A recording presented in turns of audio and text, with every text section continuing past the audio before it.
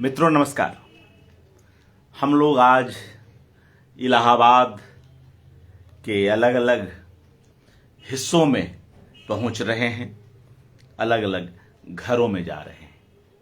ये वे घर हैं जिनका ममता कालिया जी के साथ गहरा अपनत्व रहा है।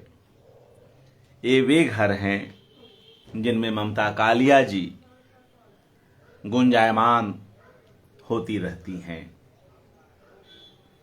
इलाहाबाद के वे नागरिक हैं जो ममता कालिया जी के रचना कर्म से भली भांति अवगत हैं, बहुत ही क्लोज हैं। उनकी पुस्तकों से, उनके स्वभाव से इलाहाबाद और अन्यत्र भी ये शख्सियतें परस्पर मिलती रही हैं। तो आज जबकि मैं इलाहाबाद में हूं, तो इन सभी विभूतियों से हमने अनुरोध किया कि वे कुछ समय निकालें ताकि ममता कालिया जी पर एकाग्र आगे बढ़ सके। और देखिए क्या संयोग कि आज इस शहर में हम लोग सुबह से सिर्फ और सिर्फ यही काम कर रहे हैं। ममता मई जो ममता कालिया हैं, तो हम लोग भी कहीं न कहीं उस की गिरफ्त में आए हुए हैं, उनके आकर्षण से बंधे हुए हैं। सभी लेखकों, कलाकारों, पत्रकारों का सहयोग मिल रहा है, स्नेह मिल रहा है और पूरी गर्माहट से आज की 2 कड़ियां अब तक संपन्न हो चुकी हैं। 2 का मतलब इलाहाबाद में आज आयोजित 2 कड़ियां। ममता कालिया जी पर अब तक 4 कड़ियां पूरी हो चुकी और 5वीं कड़ी भी आज ही हो रही है, जो इस शहर से ही लाइव हो रही है, अजामिल जी के घर से। सभी लोग जानते हैं अजामिल जी को, लेखक, पत्रकार और रंगकर्मी अजामिल जी। बहुत बहुत स्वागत है, नमस्कार कहता हूं अजामिल जी। मित्रों, यह इनका एक बेहद समृद्ध पुस्तकालय, जिनमें एक से बढ़कर एक किताबें हैं। कुछ दुर्लभ पुस्तकें भी यहाँ पर आप पढ़ सकते हैं। इसी कक्ष से, अजामिल जी के घर के इसी कक्ष से यह लाइव हो रहा है। हमें भी यहाँ आकर बड़ा अच्छा लग रहा है। अगर अजामिल जी की बात करें तो यही कोई 5 दशकों से वे ममता कालिया जी को, रविंद्र कालिया जी को और उस समय के कई रचनाकारों को जान रहे हैं, कई तरह से जान रहे हैं। तो उन सब पर आज वे स्वयं संवाद करेंगे। किस तरह की सक्रियता रही ममता कालिया जी की, और जब अजामिल स्वयं अपने विद्यार्थी जीवन में थे तो कैसे उस घर में इनका आना जाना हुआ और वहां से ये साहित्य और कला की जो इनकी अपनी रुचि थी, उसमें कैसे कुछ और निखार लाते चले गए, इन सब पर चर्चा होगी। तो आइए आगे की बातचीत स्वयं अजामिल जी की ओर से ही। जी हार्दिक स्वागत। पहली भेंट यहीं से शुरू किया जाए। जी, मुझे बहुत अच्छा लग रहा है आपके इस कार्यक्रम में शामिल होकर के, क्योंकि इस कार्यक्रम के ज़रिए मैं ममता जी के बारे में सोचने से आगे बढ़कर मुझे ये अवसर है कि मैं उन पर बोलने कुछ जा रहा हूँ। आपको मैं सच बताता हूँ, 50 वर्ष गुजर गए, मैं कभी भी ममता जी पर बोलने की हिम्मत नहीं कर सका। उसकी जो भी वजह रही हो, लेकिन वो मुझे हमेशा स्नेह में लगी। हमेशा उनसे जब मैं मिला तो इतनी आत्मीयता उनकी मुझे मिली कि मैं कभी ये साहस नहीं कर सका कि मैं उनसे कुछ सवाल करूं, उनसे कुछ पूछूं, कुछ जानने की कोशिश करूं। और वो एक बहुत ही अच्छी लेखिका की तरह मुझसे परिचित हुई। मैं उन्हें जानता रहा और ये बात मैं बता रहा हूँ आपको 70 के दशक की। 70 के दशक में मैं इलाहाबाद यूनिवर्सिटी में पढ़ता था और उसी समय में मैं रवीन कालिया जी से और ममता जी से मिलने के लिए जाया करता था। वो समय था जबकि मैं माया प्रेस में काम कर रहा था और वहाँ से अमरकांत जी, भैरव प्रसाद गुप्त जी, अमर गोस्वामी जी और भी बहुत सारे लेखक हमेशा शाम के वक्त रानी मंडी में जो घर था रवीन कालिया जी का और ममता जी का, वहाँ जाया करते थे। और वो एक लेखकों का एक छोटा सा बड़ा प्यारा सा अड्डा था जहाँ पर हम सब बैठ करके गपशप किया करते थे और बड़ी अच्छी अच्छी बातें वहाँ सुनने को मिलती थी। बहुत सारे लेखकों को हम लोग याद करते थे, उन लेखकों को याद करते थे जो इलाहाबाद में आते थे और जिनका पहला घर रवीन कालिया जी का घर होता था, ममता जी का घर होता था, जहाँ ममता जी की खातिरदारी, खूब अच्छी खातिरदारी जो है हम लोगों को वहाँ प्राप्त होती थी। तो ममता जी के यहाँ जब भी हम लोग शाम के समय जाएं 4:30-5 बजे के आसपास माया से निकल करके हम लोग सीधे वहीं पहुँचते थे। अमरकांत जी तो लगभग रोज ही पहुँच जाते थे और वहाँ बैठ करके हम लोग बातचीत करें, ढेर सारी साहित्यिक बातचीत हो, गर्मा गर्म बहसें भी हो जाएं कभी कभी, और ममता जी उसमें शामिल होती थी। मैं जब कभी भी जाता था तो मैं देखता था कि ये बड़ा आश्चर्य की बात है कि ममता जी छोटी छोटे चिट होती थी, उन चिट के ऊपर कहानियाँ लिखा करती थी। तो मैं देखूं जा करके कि ममता जी चुपचाप बैठी और अपनी मशगूल उस छोटी छोटी चिट पर कुछ लिख रही हैं। तो मैंने पूछा कि आप क्या कर रही हैं इस समय? तो कह रही मैं कहानी लिख रही हूँ अजामिल। मुझे बहुत ताज्जुब हुआ कि लोग बड़ी बड़ी शीट्स लेकर के बैठते हैं, बड़ी बड़ी कॉपियाँ लेकर के बैठते हैं और ममता जी चिट्स पर अपनी कहानियाँ लिख रही हैं। ये उनके लिए बहुत सुविधाजनक रहा होगा, तभी वो ऐसा करती थी और सुंदर राइटिंग थी उनकी। वो अपना चिट पर चिट लिखती जाए, अलग अलग हटाती जाए। बाद में मुझे लगा कि इतनी अच्छी कहानियाँ इन चिटों के ऊपर उतर करके आई हैं। वो जब भी उनकी कोई कहानी छपती थी तो वो पत्रिका खरीद करके मैं पढ़ता था और ममता जी की कहानी में जो चीज़ मुझे सबसे ज़्यादा पसंद आती थी वो लगता था कि इस कहानी में मेरी अपनी ज़िंदगी है, मेरा अपना परिवेश है इसके भीतर, मेरे अपने लोग हैं इसके भीतर। इसलिए ममता जी शुरू से ही मुझे प्रिय लगा कि ये मेरी ज़िंदगी की कहानी कहती हैं, इसलिए ये बड़ी लेखिका हैं। ये चाहती तो बहुत कुछ लिख सकती हैं, इनके पास जीवन का बहुत अनुभव था। रवीन जी के साथ ये न जाने कहाँ कहाँ गई, घूमी फिरी, बम्बई रही, दिल्ली रही, सब जगह रही, लेकिन इनकी कहानियों में हम मध्य वर्ग के लोगों की जो पीड़ा, तकलीफ़ें और हमारे समय का जो उत्सव, जो पर्व, जो कुछ भी होता था, छोटी छोटी खुशियाँ, वो सब ममता जी की यहाँ कहानी में पिरो दी गई हैं, वो मौजूद है वहाँ पर। और एक अपनापन लगता है ममता जी की कहानियाँ पढ़ते समय। मैं उस समय उनकी कहानियाँ ढूंढ ढूंढ के पढ़ा करता था और मैं बड़ी ईमानदारी से कह रहा हूँ कि उस समय जिनकी कहानियाँ, जिन महिला लेखिकाओं की कहानियाँ मुझे सबसे ज़्यादा पसंद थी, उसमें ममता कालिया को मैं प्रथम स्थान पर रखता हूँ। बल्कि जब मैं तारीफ़ करता था तो रवीन जी अक्सर कहते थे कि तुम ममता जी की तारीफ़ कुछ ज़्यादा करते हो।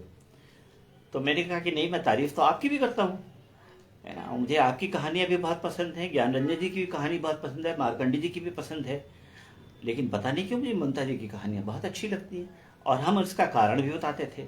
ये कारण हमारा ये है कि उसमें मुझे अपनी ज़िंदगी दिखाई देती है, अपना घर दिखाई देता है, अपना परिवार दिखाई देता है, इसलिए मुझे इनकी कहानियाँ बहुत पसंद हैं।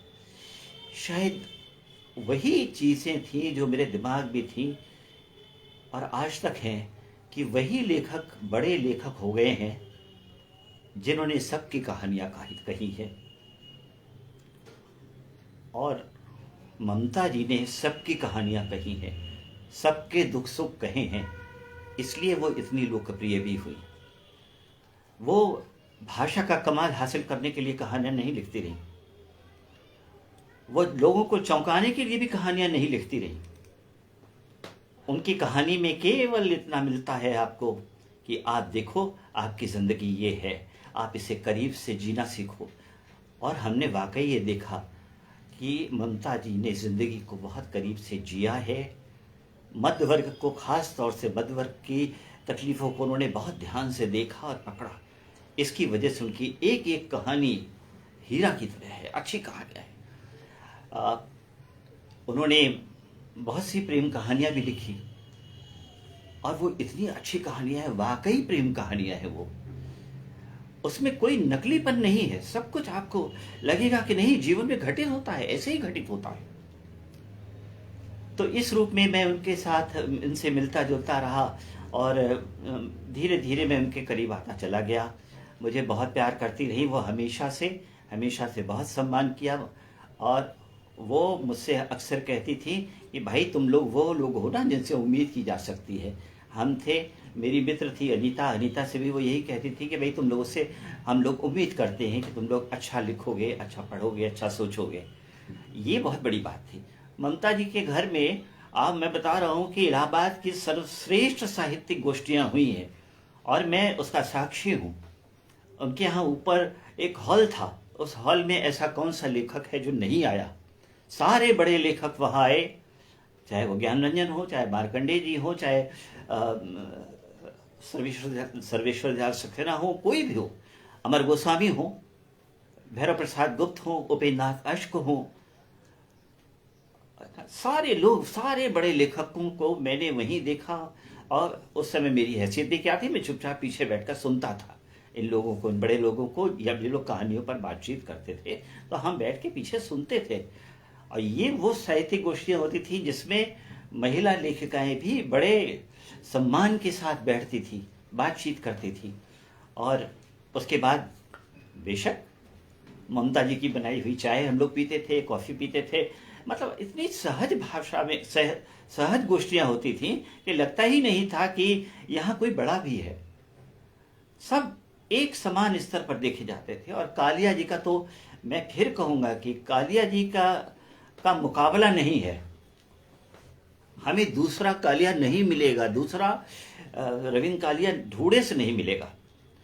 इतने प्रतिभाशाली, इतने बहुमुखी प्रतिभा के व्यक्ति वो रहे और मुझे बहुत प्यार करते थे। मैं बड़े गर्व से इस बात को कहता हूँ। मैं उनके साथ दिल्ली भी गया, वो मेरा सदा हित चाहते रहे। ममता जी और कालिया जी की यह खूबी थी कि वो जिसके अंदर जरा सी भी प्रतिभा देखते थे, जरा सी भी इसको उनको लगता था कि नहीं ये ठीक चल रहा है, तो उसकी आउट ऑफ द वे जाने में भी उनको कोई तकलीफ नहीं होती थी। वो उसकी मदद जरूर करते थे, हर तरह से मदद करते थे, उसका हर तरह से उसको उठाने की कोशिश करते थे। इस तरह के लोग, क्षमा कीजिएगा मुझे, इलाहाबाद के अंदर अब ढूंढे से नहीं मिलते। इस तरह के लोग नहीं है, इतना प्यार देने वाले लोग नहीं है, है ना। और ऐसे लोग ने, ममता जी का तो किसी से कोई कंपटीशन कभी नहीं रहा, आज भी नहीं है, आज भी उनकी प्रतियोगिता किसी के साथ नहीं है। और इलाहाबाद वो आई, पंजाब से रही हो, कहीं से भी किसी भी जगह से आई हो, लेकिन सच बात है कि इलाहाबाद उनका घर हो गया था। रवींद्र जी का घर इलाहाबाद हो गया था। आज भी दिल्ली में रहती हैं, लेकिन दिन भर में मैं जानता हूं कि 10 बार इलाहाबाद को याद करती होंगी वो, जैसे हम लोग दिन भर में 10 बार ममता जी को याद करते हैं। अधूरा लगता है हमें, हमारे उत्सव नहीं लगते, हमारे सांस्कृतिक कार्यक्रम में सब अधूरापन लगता है। एक तो रवींद्र जी चले गए, उनकी वजह से तो और भी आधा हो गया, और उसके बाद ममता जी के यहाँ से चले जाने से और भी सब कुछ जो है सूना सूना सा हो गया। इसलिए वो जब आती हैं तो हम लोग उनको घेर लेते हैं, लगता है कि न जाए तो अच्छा है, लेकिन फिर जाना पड़ता है, उनकी ज़रूरतें हैं इस तरह से जो वो निकल जाती हैं। ये मैं साहित्यिक गोष्ठियों की बात आपको बता रहा था। जिस भी गोष्ठी में ये लोग पहुंचते थे वो गोष्ठी गुलजार हो जाती थी। इतना आकर्षण था इन लोगों के व्यक्तित्व का, सबसे मिलना जुलना, सबको प्यार देना, सबको आगे बढ़ाने की कोशिश, अलग अलग आप सोचिए व्यक्तिगत स्तर पर सबका हालचाल लेना, ये कहाँ करता है। ये देख करके लगता है कि रवींद्र जी को और ममता जी को उनके साहित्य ने एक बड़ा इंसान बनाया। वो लेखक किस काम का, जिसका लेखन उसे अच्छा आदमी नहीं बनाता, अच्छा इंसान नहीं बनाता। और मुझे इस बात का बड़ा गर्व है कहते हुए कि ममता जी को और रवींद्र जी दोनों बहुत बड़े इंसान बन गए, बहुत अच्छे लोग बन गए। तो साहित्य की उपयोगिता का हमें यहाँ पता चलता है ना। ये दोनों ही बड़े सीधे सरल सहज हैं, इनके अंदर कोई छल प्रपंच नहीं है, जैसा कि आजकल के लेखकों में काफ़ी हद तक देखने में आता है कि वो अपने स्वार्थ तक सीमित रहते हैं। उनका स्वार्थ हल हो जाता है तो वो छोड़ देते हैं। लेकिन ममता जी और रवींद्र जी के साथ ऐसा कभी नहीं रहा। मैं जब रवींद्र जी के साथ में वर्तमान साहित्य का महाकथा विशेषांक निकालने के लिए इलाहाबाद आया, क्योंकि वो अंक हमारे इलाहाबाद में ही छप रहा था, रानी मंडी में, और रवींद्र जी के प्रेस में ही छप रहा था, वही कंपोज हो रहा था। तो रवींद्र जी के साथ मुझे संपादन कला सीखने का मौका मिला। और हमारे साथ में जो थी वो थी ममता जी। ममता जी की आपत्तियों ने हमें लगातार सतर्क रखा, बहकने नहीं दिया। क्योंकि ममता जी की एक खास बात है कि वो खरी बात कहती हैं, तुरंत कहती हैं, तुरंत कहती हैं। अच्छा लगा तो बहुत अच्छा लगा, नहीं लगा तो बिल्कुल बेकार है, ये कहने में उनको 1 मिनट नहीं लगेगा। वो कह देंगे ये नहीं, वो बिल्कुल अच्छा नहीं लग रहा है। तो इस तरीके से जब कहानी का सिलेक्शन होने लगा, कहानी चुनी गई, तो ममता जी उसमें से एक थी जिन्होंने कहानियों को बड़ी गंभीरता से पढ़ा। और गंभीरता से पढ़ने के बाद उसके चयन में रवींद्र जी का और हमारा सहयोग किया। हम लोगों ने जो है वहाँ से उस अंक को निकाला। आज साहित्य का में रुचि रखने वाला हर आदमी जानता है कि उस तरह का अंक अब निकलने की संभावना बिल्कुल नहीं है। वो रवींद्र जी के ही बस का था। ऐसे ऐसे कभी कभी हम लोगों के बीच में तकरार हो जाती थी। रवींद्र जी कहते थे ये कहानी बहुत अच्छी है, ममता जी कहती थी कि नहीं कहानी अच्छी नहीं है रवींद्र, ये बिल्कुल अच्छी नहीं है। लेकिन वो दोनों आपस में मानते नहीं थे। ऐसा मैं कहता था कि नहीं कहानी तो अच्छी है, तो मेरी बात भी कभी कभी सुन ली जाती थी। तो इस तरीके से उसमें कहानी का चयन हुआ और हम लोगों ने करीब 100-150 कहानियाँ छापी, 100-150 कहानियाँ प्रकाशित की और इतना शानदार अंक निकला कि उसकी धूम मच गई पूरे ना, अंक मिलना मुश्किल हो गया। तो ये एक बड़ा काम था। मैंने उनके साथ रह करके रवींद्र जी के साथ और ममता जी के साथ में संपादन की कला सीखा। ये सीखा कि हमारे संबंध अन्य लेखकों के साथ संपादन करते हुए कैसे होने चाहिए, किस तरीके के होने चाहिए।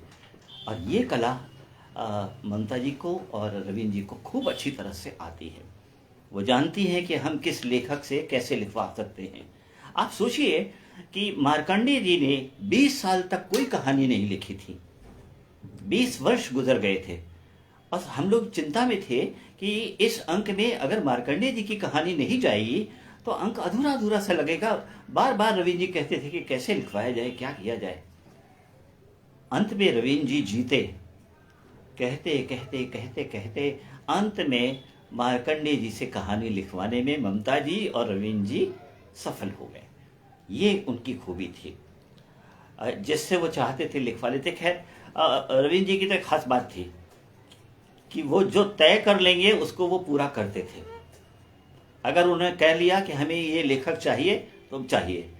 आप सोचिए देश विदेश से कितनी कहानियां हम लोगों के पास आई। कृष्ण सोबती जी ने अपनी सबसे अच्छी कहानी ए लड़की भेजी छपने के लिए। अब वो काफ़ी लंबी चौड़ी कहानी, उसका संपादन रविंद्र कालिया जी ने किया। रविंद्र कालिया जी को कृष्ण सोबती जी ने पहली बार कहा कि तुम मेरे सबसे अच्छे संपादक हो, और ममता जी ने कहा कि रवींद्र जी ए लड़की कहानी अच्छी कहानी नहीं है।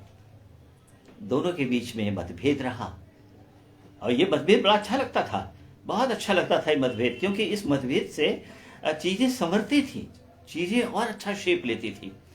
अब दोनों ने बैठकर काफ़ी देर चर्चा किया कि ये अच्छी कहानी है कि बुरी कहानी। रवींद्र जी ने अपने तर्क रखे, ममता जी ने अपने बहुत अच्छे तर्क रखे, और तर्क रखने के बाद ये तय हुआ कि ठीक है छाप लेना चाहिए, इसे छापा जाए। वो कहानी छपी, कहानी की चर्चा भी हुई, लेकिन दोनों की असहमति जो थी कि अच्छी कहानी बुरी कहानी को लेकर के दोनों के बीच में वो अंत तक बनी रही। अंत तक ये रहा कि नहीं वो एक अच्छी कहानी है या अच्छी कहानी नहीं है। ये बहुत बढ़िया इन लोगों के बीच की मिसाल मैं दे रहा हूँ आपको कि ये लोग असहमत भी होते थे तो किसी चीज़ को और संवारने के लिए होते थे, किसी और चीज़ को अच्छा बनाने के लिए होते थे। ममता जी की खूबी यही है कि ममता जी ने कभी भी किसी को खुश करने के लिए कोई बात नहीं कही। वो नहीं बोलती खुश करने के लिए, जो सच है वो सुनो, और उन्होंने अपने बारे में भी जिसने जो कहा वो अगर सच है तो उन्होंने सुना है, उन्होंने इस पर बिल्कुल बहुत उससे सुना और उस पर अपनी कोई प्रतिक्रिया उस समय नहीं दी, सहमति असहमति नहीं जताई। ममता जी को कभी आप सेमिनार वगैरह में बोलते हुए सुनिए, वो बहुत ज़्यादा लंबा चौड़ा भाषण नहीं देती, बिल्कुल नहीं, ज़्यादा नहीं बोलती, वो नट शेल में बोलती हैं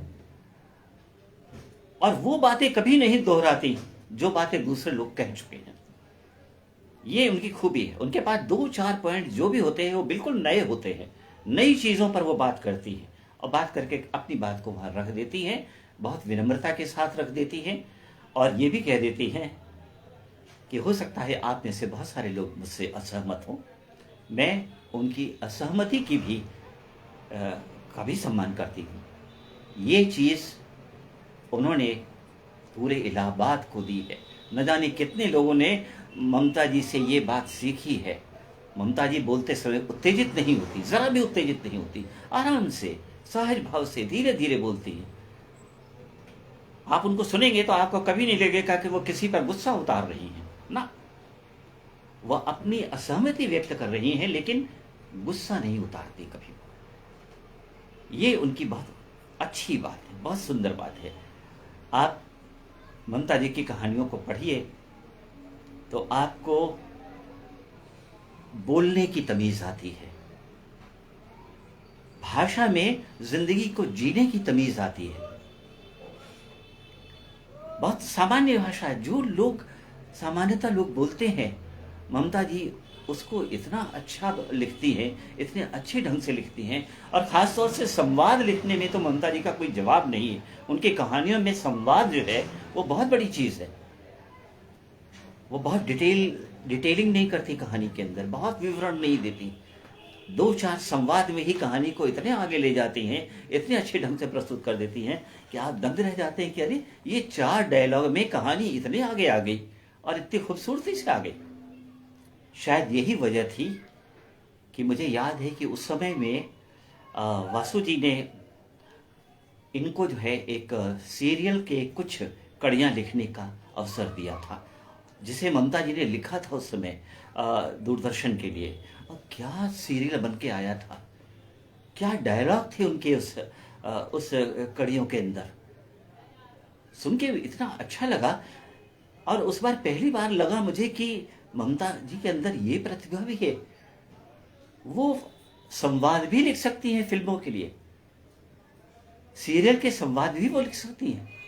हालांकि ममता जी ने इस सिलसिले को आगे फिर जारी नहीं रखा, है ना, क्योंकि मन लगने की बात होती है और जिन परिधि में रह करके काम करना होता है फिल्म और सीरियल वगैरह लिखने में, वो शायद ममता जी के लिए स्वीकार कर पाना मेरी दृष्टि से वो संभव नहीं था। वो खुले आकाश में उड़ना पसंद करती थी और ऐसी ही जगह पर, ऐसी ही चीज़ों पर वो लिखना पसंद करती थी जहाँ पर उनके विचारों का सम्मान वहाँ किया जा रहा हो, उनके लिखे का सम्मान हो रहा हो।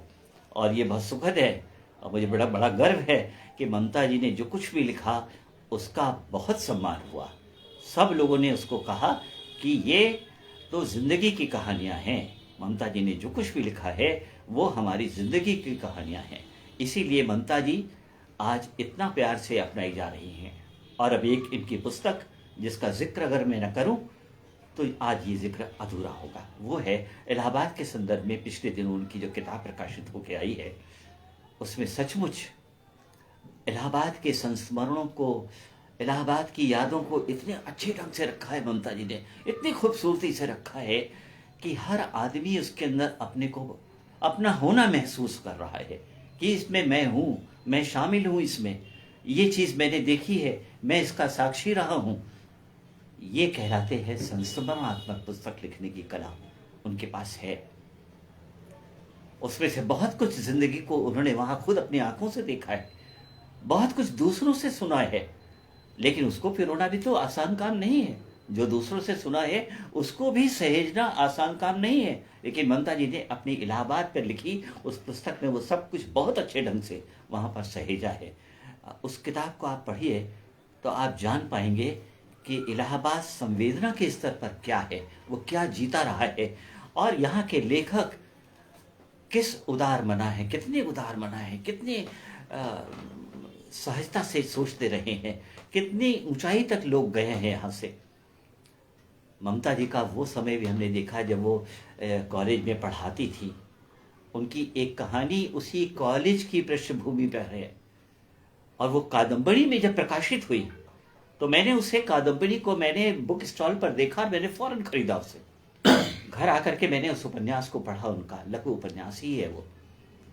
क्या गजब का लिखा है उन्होंने, बिल्कुल एक एक जगह एक एक चीज आपको लगेगा कि हाँ ये ऐसे ही घटित होता है, ऐसे ही होता है। ये कहीं पर भी आपको झूठ का अंश मात्र भी आपको नहीं मिलेगा। इसे कहते हैं कि सत्य पर लिखा गया, यथार्थ पर लिखा गया साहित्य।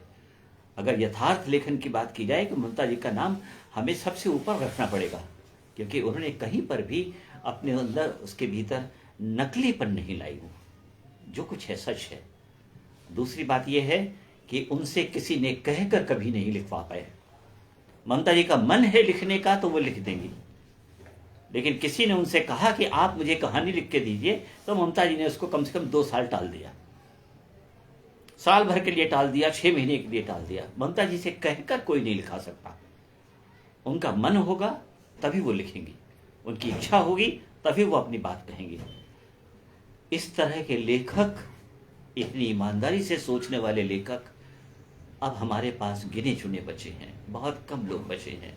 आज जरा सी कोई प्रकाशक कह देता है तो दौड़ करके किताब बनाने लगते हैं, उसके लिए दौड़ के किताब तैयार कर देते हैं। लेकिन ममता जी से ये काम कराना बहुत मुश्किल है, और रवीन जी से तो और भी ज्यादा मुश्किल था। रवीन जी से कोई किताब लिखानी है तो आप कम से कम 5 साल पहले कह दीजिए, तब उनका मन करेगा तो वो लिखेंगे। ये लोग बहुत चूजी लेखक हैं, पढ़ने के मामले में भी बहुत चूजी हैं। अच्छा पढ़ेंगे, उन्हें अच्छा ही पढ़ना है, अच्छे लेखक ही उन्हें पसंद हैं। और बहुत सारे लोग उनसे पूछ करके पढ़ते हैं कि क्या ममता जी हमें ये किताब पढ़नी चाहिए, और ममता जी कहती हैं कि हाँ अच्छी किताब है। इसीलिए आप देखिए जहाँ कहीं भी समीक्षा आती है उसमें ममता जी का उल्लेख इस रूप में रहता है कि ममता जी ने ये किताब पढ़ी है, उसकी सराहना की है, उसकी तारीफ किया है। यानी वो एक समीक्षक न होकर भी उनकी समीक्षा का बहुत बड़ा मतलब होता है, उनकी प्रतिक्रिया का बहुत बड़ा मतलब होता है। ये बात मैं आज से नहीं, मैं 50 साल से महसूस कर रहा हूँ। हम लोग भी अक्सर पूछा करते थे, हम थे, अमर गोस्वामी थे, हम लोग अक्सर पूछते थे कि ममता जी ये पढ़ना चाहिए कि नहीं पढ़ना चाहिए, और ममता जी कहती थी कि नहीं पढ़ सकते, पढ़ने लायक है, अच्छा है। बड़े चुनिंदा लेखक उनके पसंदीदा लेखक थे, जिस जो चुनिंदा लेखक था जिसे वो पसंद करते थे, करती रही, उसको उन्होंने बहुत सम्मान दिया, बहुत प्यार किया। ये सारी खूबी उनके भीतर हमें मिलती रही है। मैं बड़े सम्मान के साथ उन्हें याद करता हूँ। इस प्लेटफॉर्म ने मुझे उनके बारे में बोलने का अवसर दिया। उनके बारे में बोलने को बहुत कुछ है, बहुत कुछ बोला जा सकता है, छोटी छोटी बहुत सारी यादें हैं, है ना। और इस मौके पर वो मुझसे बड़ी भी हैं। हम कभी उनको दीदी कहते हैं तो कभी ममता जी कहते हैं। और सबसे बड़ी बात यह है कि वो जिस जगह पर रही हैं इलाहाबाद के अंदर, रानी मंडी, वहाँ की ज़िंदगी को उन्होंने पढ़ा है, और हमें उम्मीद है कि आने वाले समय में वो उस पूरे इलाके को कवर करती हुई कोई बहुत अच्छी रचना हमें पढ़ने के लिए देंगी। उनका बहुत बहुत धन्यवाद। अगर वो सुन रही हैं तो उनका बहुत बहुत शुक्रिया। जी बिल्कुल, धन्यवाद हम सभी की ओर से। अजामिल जी, ममता कालिया जी हमारे साथ जुड़ी हुई हैं, गायत्री जोशी जी और भी कुछ मित्रगण इस प्रोग्राम को देख रहे हैं, और बाकी जिनको जब सुविधा होगी इसे देखेंगे। अभी आपने जीते जी इलाहाबाद जो उनकी पुस्तक है संस्मरणों की, उसकी चर्चा की, और वहाँ तमाम लेखकों, कलाकारों, रंगकर्मियों, शिक्षाविदों आदि की वहाँ पर विस्तार से और चुटीले अंदाज में ममता जी रखती आई हैं, उन पर बात करती रही हैं। उसी का एक अंश मैं यहाँ पर रखता हूँ जिसमें आपकी भी चर्चा होती है। हमारे आज के वक्ता अजामिल जी हैं, इनकी भी बात वे करती हैं और भी कई लोगों की, तो सीधे उस अंश को सुनते हैं। जीते जी इलाहाबाद से यह अंश, ममता कालिया जी का अंदाज देखिए। कुछ हिस्से छोड़ता हुआ आगे बढ़ रहा हूं। वे लिखती हैं, शाम की चर्चा हो रही, अभी इलाहाबाद में, इलाहाबाद की शाम के हम सभी गवाह हैं, यहीं से यह कार्यक्रम भी हो रहा है। तो सुनिए, शाम के समय डॉक्टर बालकृष्ण, और जहां कुछ जोड़ना होगा आजामिल जी को तो इस अंश के बाद भी कुछ जोड़ेंगे और इसके बाद हम लोग इस कार्यक्रम को विराम देंगे। शाम के समय डॉक्टर बालकृष्ण मालवीय मेहदौरी कॉलोनी की सड़क जल्दी जल्दी नापते। आप अपनी प्रतिक्रिया दीजिएगा, चूंकि गद्य चोटीला है और आप के अनुभव हैं तो आप अपने हिसाब से प्रतिक्रिया आप देते रहें।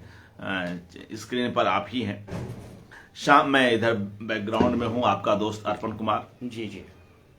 शाम के समय डॉक्टर बालकृष्ण मालवीय मेहदौरी कॉलोनी की सड़क जल्दी जल्दी नापते बाजार की तरफ बढ़ते दिखाई देते।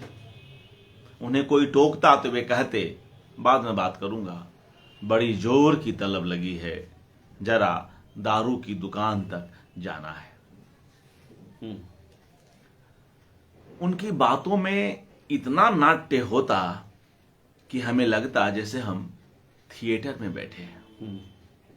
वे अचानक घासीराम कोतवाल के संवाद सुनाने लगते या कुमार गंधर्व का निर्गुण। एकदम सधी हुई आवाज थी उनकी, जिस पर दारू की एक बूंद भी नहीं चढ़ती। शराब के नशे में भी वे किस तरह अपनी बात रख रहे हैं, इसका बयान कर रही है ममता कालिया। डॉक्टर बालकृष्ण मालवीय की बात हो रही है। एकदम सधी हुई आवाज थी उनकी, जिस पर दारू की एक बूंद भी नहीं चढ़ती। थिएटर के क्षेत्र में और भी अनेक प्रतिभाएं हैं, जिनकी वजह से यहां रंग कर्म हमेशा सप्राण रहता है। अनिल रंजन भौमिक, प्रवीण सिंह, सुषमा शर्मा, अजामिल, एक से बढ़कर एक प्रतिभा हैं जो पूर्णकालिक नौकरी के साथ साथ नाटक को जीवित रखे हुए हैं। यूनिवर्सिटी में ही रवि के दोस्त सचिन तिवारी भी थिएटर से जुड़े हुए थे, पर वह पेचीदा शख्स थे। दारू उनके दिमाग में चढ़ जाती और वे नशे में अटक लड़ाई मोल लिया करते। पत्नी स्मिता से, दोस्तों से, टैक्सी ड्राइवरों से। वे प्रतिभा संपन्न थे, थोड़े लेखक, थोड़े अभिनेता और काफी हद तक निर्देशक। वे और स्मिता अंग्रेजी विभाग में प्राध्यापन करते थे।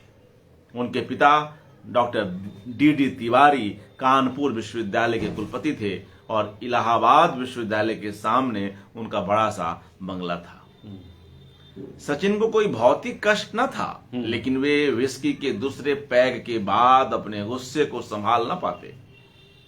अक्सर स्मिता उनकी पहली शिकार होती। घर की सेवक मंडली भी चपेट में आ जाती। धीरे धीरे पति पत्नी में अलगाव बढ़ता गया। पिता के दिवंगत हो जाने के बाद उन दोनों ने बंगले का आधा आधा हिस्सा बांट लिया। एक हिस्से में सचिन रहते, दूसरे में स्मिता। अनबोले की इंतहा ऐसी हो गई कि विभाग के बाहर यदि सचिन की कार बीच रास्ते में खड़ी मिलती, स्मिता किसी तीसरे से कहती, प्लीज जाकर सचिन तिवारी से कहें वे अपनी कार हटा ले। पता नहीं उनके इकलौते बच्चे गौरव ने माता पिता का यह शीत युद्ध कैसे झेला। रंग जगत के अलबेले लोगों से इलाहाबाद का ताना बाना बुना गया है।